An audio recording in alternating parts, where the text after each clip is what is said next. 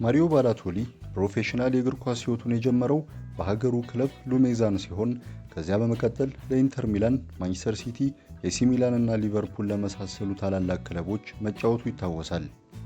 ከጣሊያኑ ክለብ ኢንተር ሚላን ጋር በፈረንጆቹ 2009-10 የውድድር ዓመት የ3 ዋንጫዎችን አሳክቷል። በእንግሊዙ ክለብ ማንቸስተር ሲቲ ለ3 የውድድር ዓመት የቆየው ባሎቴሊ ሲቲ በፈረንጆቹ 2011-12 የሊጉን ዋንጫ ሲያሳካ ትልቁን አስተዋጽኦ ማበርከቱ አይዘነጋም።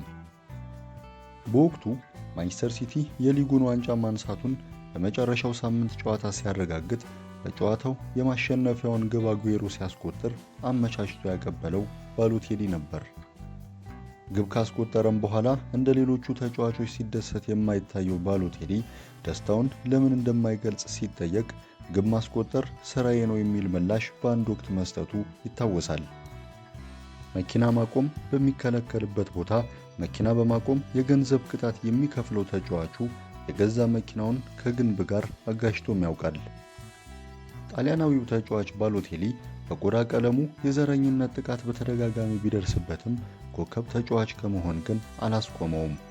ባሎቴሊ በእንግሊዝ ፕሪሚየር ሊግ ቆይታው የሀገሪቱ መገናኛ ብዙሃን መነጋገሪያ አጀንዳ እንደነበረም ይታወሳል። በፈረንጆቹ 2010 ማሪዮ ባሎቴሊ የጎልደን ቦይ ሽልማትን ካሸነፈ በኋላ ሽልማቱ ይገባኛል በማለት የተናገረ ሲሆን ጋዜጠኞች ሁለተኛ ስለወጣው ጃክ ዊልሼር ሲጠይቁት ጃክ ዊልሼር የሚባል ተጫዋች እንዳለ ከቶውን አላውቅም በማለት ነበር የመለሰው።